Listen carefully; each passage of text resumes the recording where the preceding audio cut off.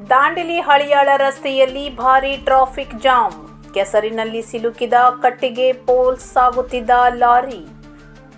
2-3 ಕಿಲೋಮೀಟರ್ವರೆಗೆ ವಾಹನಗಳ ಸಾಲು, 2 ಗಂಟೆಗಳ ಸಂಚಾರ ಅಸ್ತವ್ಯಸ್ತ. ಉತ್ತರ ಕನ್ನಡ ಜಿಲ್ಲೆಯ ದಾಂಡೇಲಿ ತಾಲೂಕಿನ ದಾಂಡೇಲಿ ಹಳಿಯಾಳ ರಾಜ್ಯ ಹೆದ್ದಾರಿಯ ಅಜ್ಗಾಂವ್ ಗ್ರಾಮದ ಬಳಿ ಶುಕ್ರವಾರ ಬೆಳಿಗ್ಗೆ ಸುಮಾರು 8 ಗಂಟೆಗೆ ನಡೆದ ಘಟನೆ 2 ಗಂಟೆಗಳ ಕಾಲ ಭಾರೀ ಟ್ರಾಫಿಕ್ ಜಾಮ್ಗೆ ಕಾರಣವಾಯಿತು. ಮಂಗಳೂರಿನಿಂದ ದಾಂಡೇಲಿಯ ಕಾಗದ ಕಾರ್ಖಾನೆಗೆ ಕಟ್ಟಿಗೆ ಪೋಲ್ಸ್ಗಳನ್ನು ಸಾಗಿಸುತ್ತಿದ್ದ ಲಾರಿ ಎದುರು ಬರುತ್ತಿದ್ದ ವಾಹನಕ್ಕೆ ರಸ್ತೆ ಬದಿಗೆ ಜಾಗ ನೀಡುವ ವೇಳೆ ರಸ್ತೆ ಪಕ್ಕದ ಕೆಸರಿನಲ್ಲಿ ಒಂದು ಬದಿಯ ಚಕ್ರಗಳು ಸಿಲುಕಿಕೊಂಡವು. ಇದರಿಂದ ಲಾರಿ ರಸ್ತೆ ಮಧ್ಯಭಾಗದಲ್ಲಿ ಸಿಲುಕಿ ಮುಂದೆ ಸಾಗಲು ಸಾಧ್ಯವಾಗದೆ ಸಂಚಾರಕ್ಕೆ ಅಡ್ಡಿಯಾಯಿತು. ಪರಿಣಾಮವಾಗಿ ದಾಂಡೇಲಿ ಹಳಿಯಾಳ ರಸ್ತೆಯ 2 ಬದಿಗಳಲ್ಲಿ ಸುಮಾರು 2-3 ಕಿಲೋಮೀಟರ್ವರೆಗೆ ವಾಹನಗಳ ಉದ್ದನೆಯ ಸಾಲು ನಿರ್ಮಾಣವಾಗಿ ಸುಮಾರು 2 ಗಂಟೆಗಳ ಕಾಲ ಸಂಚಾರ ಸಂಪೂರ್ಣ ಅಸ್ತವ್ಯಸ್ತಗೊಂಡಿತು.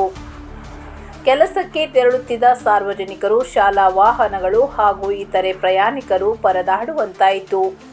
ಮಾಹಿತಿ ತಿಳಿಯುತ್ತಿದ್ದಂತೆಯೇ ದಾಂಡೇಲಿ ಗ್ರಾಮೀಣ ಪೊಲೀಸ್ ಠಾಣೆಯ ಪೊಲೀಸರು ಸ್ಥಳಕ್ಕೆ ಧಾವಿಸಿ ಕ್ರೇನ್ ಸಹಾಯದಿಂದ ಕೆಸರಿನಲ್ಲಿ ಇದ್ದ ಲಾರಿಯನ್ನು ಹೊರತೆಗೆದರು. ಬಳಿಕ ವಾಹನವನ್ನು ಸ್ಥಳಾಂತರಿಸಿ ಸುಗಮ ಸಂಚಾರಕ್ಕೆ ಅವಕಾಶ ಕಲ್ಪಿಸಿದರು. ಪೊಲೀಸರ ತ್ವರಿತ ಕಾರ್ಯಾಚರಣೆಯಿಂದ ಸುಮಾರು 2 ಗಂಟೆಗಳ ಬಳಿಕ ಸಂಚಾರ ಸಂಪೂರ್ಣವಾಗಿ ಪುನಃ ಆರಂಭಗೊಂಡಿತು.